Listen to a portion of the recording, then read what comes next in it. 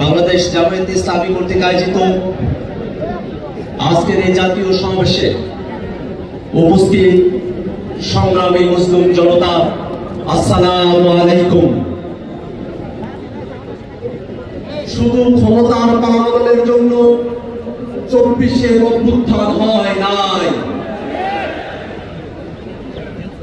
ক্ষমতার ভারসাম্য নিশ্চিত করে নতুন গণতান্ত্রিক বাংলাদেশ বিনির্মাণের জন্য 24-এর অভ্যুত্থানে আমরা অংশ নিয়েছিলাম। বাংলাদেশে শুধু নির্বাচন দিয়ে এদেশের গণতন্ত্রকে সুরক্ষা দেওয়া সম্ভব নয়। 14, 18, 24-এ নির্বাচন হয়েছে, কিন্তু বাংলাদেশের গণতন্ত্রকে সুরক্ষা দেওয়া সম্ভব হয় নাই।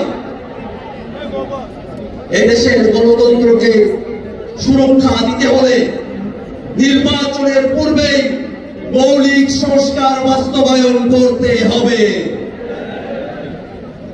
ক্ষমতার ভারসাম্যের প্রশ্নে উচ্চ কক্ষে ভোটের অনুপাতে পিআর পদ্ধতিতে নির্বাচন আয়োজন করতে হবে। পিআর পদ্ধতিতে নির্বাচন হলে উচ্চ কক্ষ চাই না, এই বক্তব্য যারা দেয় তারা জাতির সঙ্গে প্রতারণা করে। ভাইরা আমার, এই বাংলাদেশের মানুষেরা দীর্ঘ সময় ধরে জেল, জুলুম, বিমান, গুম, ক্রসফায়ার, আয়নাঘর, গণহত্যা, মানবতা বিরোধী অপরাধের মধ্য দিয়ে আমাদেরকে জীবন অতিবাহিত করতে হয়েছে। এই বাংলাদেশের মুসলমানরা তারা সংখ্যায় বেশি হলেও অধিকার এবং মর্যাদার প্রশ্নে অপনয়ন করে তাদেরকে সংখ্যা লঘুর থেকেও ছোট করে রাখা হয়েছে। ইসলাম ধর্মের ন্যূনতম অধিকার বাংলার মানুষকে তারা দিতে চায় না। আমরা স্পষ্ট করে বলি, এই বাংলাদেশে ধর্ম পালনের কারণে কোন মানুষের প্রতি আর কোন জুলুম আমরা হতে দেব না। এদেশের মুসলমান, হিন্দু, বৌদ্ধ, খ্রিস্টান সকল ধর্মের মানুষ সকলে শান্তিতে বসবাস করবে জুলাই অভ্যুত্থানে, এটাই আমাদের প্রত্যাশা। ভাইরা আমার, এই বাংলাদেশের মানুষের উপরে আওয়ামী লীগ এবং তার দূষণেরা যে গণহত্যা এবং মানবতা বিরোধী অপরাধ সংঘটিত করেছে, সেটাকে যদি বিচারের আওতায় না নিয়ে আসা হয়, 24-এর শহীদদের সঙ্গে বেঈমানি করা হবে।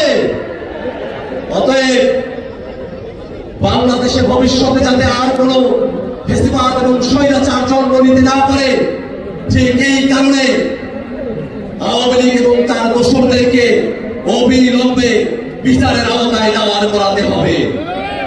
ভাইরা আমার, বাংলাদেশে জাতিসংঘের মানবাধিকার কমিশনের অফিস হবে।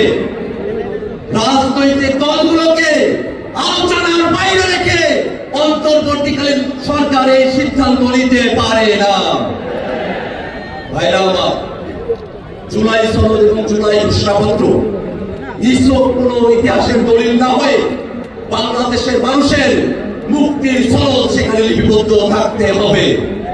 মৌলিক সংস্কারের ভিত্তিতে জুলাই সনদ প্রয়োগ করে সেটাকে সুরক্ষা দিয়ে বাস্তবায়নের জন্য লিগ্যাল ফ্রেমওয়ার্ক অর্ডারের মধ্য দিয়ে এলএফএ করে সেটাকে বাস্তবায়ন করতে হবে। ভাইরা আমার, বাংলাদেশের মানুষেরা নতুন একদিনের প্রত্যাশা করে যে নতুন দিনে বাংলাদেশের ফেসিবাদ বিরোধী সকল পক্ষ ফেসিবাদের বিরুদ্ধে বাংলাদেশের স্বাধীনতা সার্বভৌমত্বকে রক্ষায় একযোগে কাজ করবে। এই আহ্বান জানিয়ে জাতীয় নাগরিক পার্টি এনসিপির তরফ থেকে আপনাদেরকে শুভেচ্ছা জানিয়ে আমি আমার বক্তব্য শেষ করছি। ইনকিলাব জিন্দাবাদ। আসসালামু আলাইকুম।